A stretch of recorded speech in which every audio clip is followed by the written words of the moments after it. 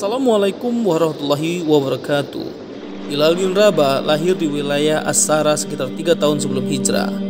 Nama ayahnya adalah Rabah, sedangkan nama ibunya adalah Hamama, seorang gadis budak kulit hitam yang tinggal di Mekah. Karena ibunya ada yang menyebut Bilal ibnu Sauda, anak orang kulit hitam. Bilal dibesarkan sebagai budak dari keluarga Abu Dar di kota Mekah. Ketika ayah mereka meninggal, Bilal diwariskan kepada Umayyah bin Khalaf, seorang tokoh penting di kalangan kaum kafir. Ketika Mekah diterangi oleh cahaya agama baru dan Nabi besar SAW mulai mendakwahkan seruan tauhid, Bilal adalah salah satu orang pertama yang menerima Islam. Ketika Bilal masuk Islam, hanya ada beberapa orang di bumi yang memeluk agama baru tersebut, seperti Ummul Mukminin Khadijah binti Khuwailid, Abu Bakar Siddiq, Ali bin Abi Thalib, ibunya Ammar bin Yasir Sumayyah, Suhaib Ar-Rumi, dan Al-Miqdad bin Al-Aswad. Bilal menganggap penganiayaan orang musyrik lebih parah dari orang lain. Segala macam kekerasan, siksaan, dan kekejaman menghancurkan tubuhnya. Namun ia seperti kaum muslimin lemah lainnya, tetap sabar menghadapi cobaan di jalan Allah dengan kesabaran yang jarang ditunjukkan oleh siapapun. Muslim seperti Abu Bakar dan Ali bin Abi Thalib masih memiliki keluarga dan suku untuk melindungi mereka. Namun para budak dan kaum tertindas di antara para budak tidak memilikinya, sehingga kaum Quraisy menyiksa mereka tanpa ampun. Kaum Quraisy ingin menjadikan penyiksaan mereka sebagai contoh dan pelajaran bagi semua yang ingin mengikuti ajaran Muhammad. Orang-orang kafir Quraisy menyiksa orang-orang tertindas yang sangat kejam dan tidak memiliki kasih sayang, seperti Abu Jahal yang mencemarkan dirinya dengan membunuh Sumayyah. Dia menghina dan mengutuk, kemudian menusukkan tombak ke perut Sumayyah hingga menusuk punggungnya dan gugur sebagai syahid pertama dalam sejarah Islam. Sementara itu, kaum Quraisy terus menyiksa saudara-saudara seperjuangan Sumayyah, terutama Bilal bin Rabah. Biasanya ketika matahari tepat berada di atas kepala dan padang pasir Mekah menjadi perapian yang membara, kaum Quraisy mulai menguliti kaum muslimin yang tertindas, mengenakan baju zirah pada mereka dan membiarkan mereka terbakar di bawah sinar matahari yang tampaknya semakin panas. Tak cukup sampai di situ, para Quraisy mencambuk tubuh mereka, memaksa mereka mengutuk Muhammad. Kadang-kadang ketika siksaan terasa begitu berat dan tubuh kaum muslimin yang tertindas terlalu lemah, mereka menuruti kehendak kaum Quraisy yang secara fisik menyiksa mereka, sementara hati mereka dipersembahkan pada Allah dan Rasulnya. Kecuali Bilal, Tuhan senang dengan itu. Baginya bagaimanapun, penderitaan tampaknya terlalu ringan dibandingkan dengan cinta Tuhan dan perjuangan dalam perjalanannya. Orang Quraisy yang paling banyak menyiksa Bilal adalah Umayyah bin Khalaf bersama para algojonya. Mereka menghantam punggung telanjang Bilal dengan cambuk, namun Bilal hanya berkata, "Ahad, Ahad." Mereka menindih dada telanjang Bilal dengan batu besar yang panas. Bilal pun hanya berkata, "Ahad, Ahad." Mereka semakin meningkatkan penyiksaannya, namun Bilal tetap mengatakan, "Ahad, Ahad." Mereka memaksa Bilal agar memuji Lata dan Uzza, tapi Bilal justru memuji nama Allah dan Rasulnya. Mereka terus memaksanya, "Ikutilah yang kami katakan." Bilal menjawab, "Lidahku tidak bisa mengatakannya." Jawaban ini membuat siksaan mereka semakin hebat dan keras. Apabila mereka lelah dan bosan menyiksa, sang tiran Umayyah bin Khalaf mengikat leher Bilal dengan tali yang kasar, lalu menyerahkannya kepada sejumlah orang tak berbudi dan anak-anak agar menariknya di jalanan dan menyeretnya di sepanjang aftah Mekah. Sementara itu, Bilal menikmati siksaan yang diterimanya karena membela ajaran Allah dan Rasulnya. Ia terus mengumandangkan pernyataan agungnya, "Ahad, Ahad, Ahad, Ahad." Ia terus mengulang-ulangnya tanpa merasa bosan dan lelah. Suatu ketika Abu Bakar radhiyallahu anhu mengajukan penawaran kepada Umayyah bin Khalaf untuk membeli Bilal darinya. Umayyah menaikkan harga berlipat ganda. Ia mengira Abu Bakar tidak akan mau membayarnya, tapi ternyata Abu Bakar setuju walaupun harus mengeluarkan uqiyah emas. Selesai transaksi, Umayyah berkata kepada Abu Bakar, "Sebenarnya kalau engkau menawar sampai 1 uqiyah pun, maka aku tidak akan ragu untuk menjualnya." Abu Bakar membalas, "Seandainya engkau memberi tawaran sampai 100 uqiyah pun, maka aku tidak akan ragu untuk membelinya." Ketika Abu Bakar memberitahu Rasulullah SAW bahwa ia telah membeli sekaligus menyelamatkan Bilal dari cengkraman para penyiksanya, Rasulullah SAW berkata kepada Abu Bakar, "Kalau begitu, biarkan aku bersekutu denganmu untuk membayarnya, wahai Abu Bakar." Abu Bakar As-Siddiq radhiyallahu anhu menjawab, "Aku telah memerdekakannya wahai Rasulullah. Setelah Rasulullah SAW mengizinkan sahabat-sahabatnya untuk hijrah ke Madinah, mereka segera berhijrah, termasuk Bilal radhiyallahu anhu. Setibanya di Madinah, Bilal tinggal satu rumah dengan Abu Bakar dan Amir bin Fihr. Malangnya mereka terkena penyakit demam. Apabila demamnya agak reda, Bilal melantunkan gurindam kerinduan dengan suaranya yang jernih. Duhai malangnya aku, akankah suatu malam nanti aku bermalam di Fakkah, dikelilingi pohon iskir dan jalil? Akankah suatu hari nanti aku minum air mijannah? Akankah aku melihat lagi pegunungan Syamah dan Tafil? Tidak perlu heran mengapa Bilal begitu mendambakan Mekah dan perkampungannya, merindukan lembah dan pegunungannya, karena di sanalah ia merasakan nikmatnya iman. Di sanalah dia menikmati segala bentuk siksaan untuk mendapatkan keridhaan Allah. Di sanalah ia berhasil melawan hawa nafsu dan godaan setan. Bilal tinggal di Madinah dengan tenang dan jauh dari jangkauan orang-orang Quraisy yang kerap menyiksanya. Kini ia mencurahkan segenap perhatiannya untuk menyertai Nabi sekaligus kekasihnya Muhammad sallallahu alaihi wasallam. Bilal selalu mengikuti Rasulullah sallallahu alaihi wasallam kemanapun beliau pergi. Selalu bersamanya saat sholat maupun ketika pergi untuk berjihad.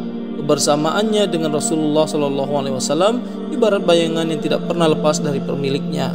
Ketika Rasulullah sallallahu alaihi wasallam selesai membangun Masjid Nabawi di Madinah dan menetapkan azan, maka Bilal ditunjuk sebagai orang pertama yang mengumandangkan azan dalam sejarah Islam. Biasanya setelah mengumandangkan azan, Bilal berdiri di depan pintu rumah Rasulullah SAW seraya berseru, "Hayya 'alas shalah, hayya 'alal falah."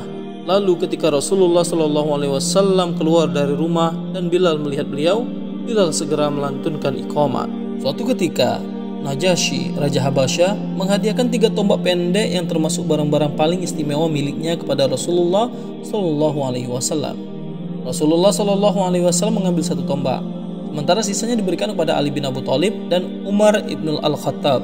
Tapi tak lama kemudian, beliau memberikan tombak itu kepada Bilal.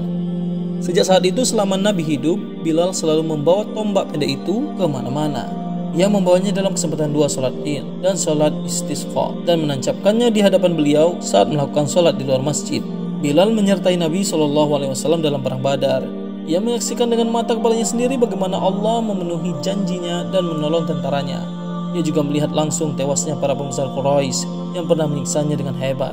Ia melihat Abu Jahal dan Umayyah bin Khalaf tersungkur berkalang tanah ditembus pedang kaum muslimin, dan darahnya mengalir deras karena tusukan tombak orang-orang yang mereka siksa dahulu. Ketika Rasulullah SAW menaklukkan kota Mekah, beliau berjalan di depan pasukan hijaunya bersama sang pemandang panggilan langit, Bilal bin Rabah.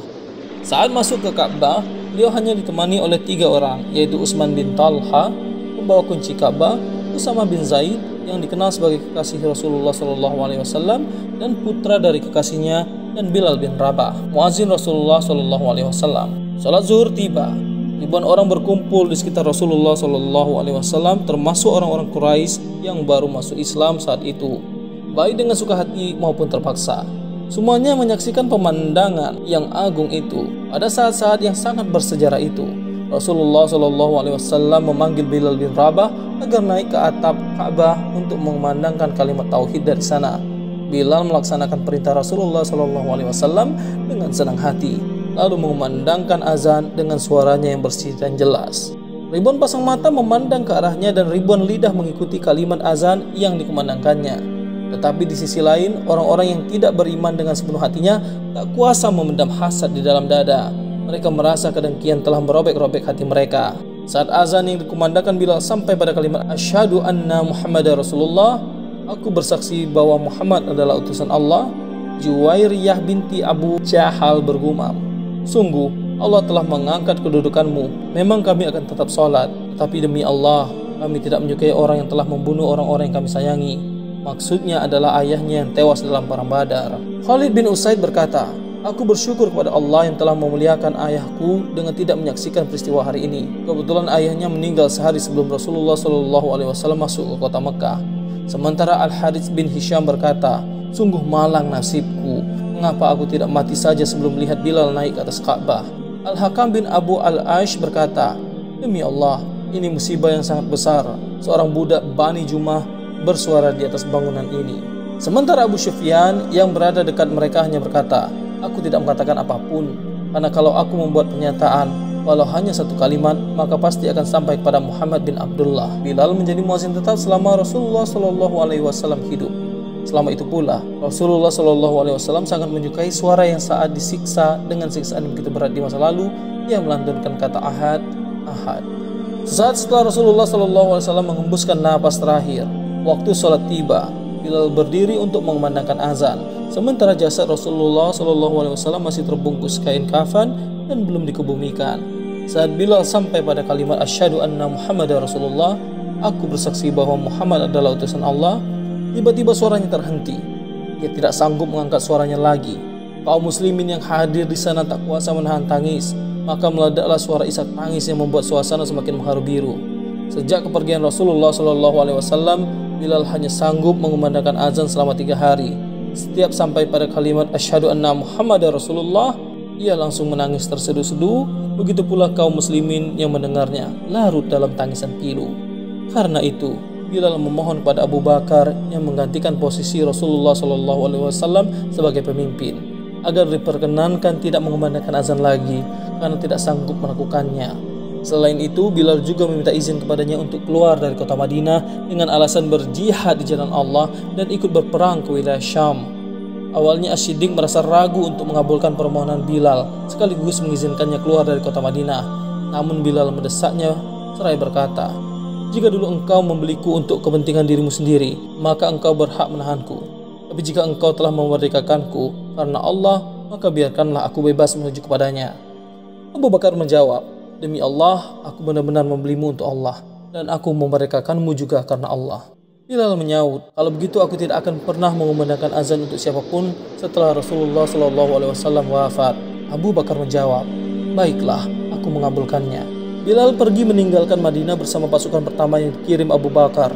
Ia tinggal di daerah Daraya yang terletak tidak jauh dari kota Damaskus. Bilal benar-benar tidak mau mengumandangkan azan hingga kedatangan Umar ibn al-Khattab ke wilayah Syam, yang kembali bertemu dengan Bilal radhiyallahu anhu setelah terpisah cukup lama. Umar sangat merindukan pertemuan dengan Bilal dan menaruh rasa hormat begitu besar kepadanya, sehingga jika ada yang menyebut-nyebut nama Abu Bakar As-Siddiq di depannya, maka Umar segera menimpali, "Abu Bakar adalah tuan kita dan telah memerdekakan tuan kita." Dalam kesempatan pertemuan tersebut, sejumlah sahabat mendesak Bilal agar mau mengumandangkan azan di hadapan Al-Faruq Umar bin Khattab. Ketika suara Bilal yang nyaring itu kembali terdengar mengumandangkan azan, Umar tidak sanggup menahan tangisnya.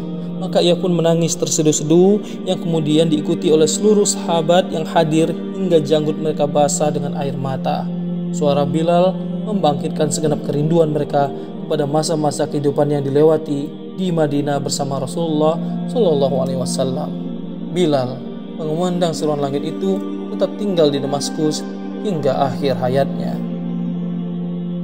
Demikianlah kisah singkat tentang Bilal bin Rabah, seorang budak berkulit hitam yang dimerdekakan dan menjadi muazin pertama dalam Islam. Semoga kisah ini dapat menjadi pelajaran dan hikmah bagi kita semua. Assalamualaikum warahmatullahi wabarakatuh.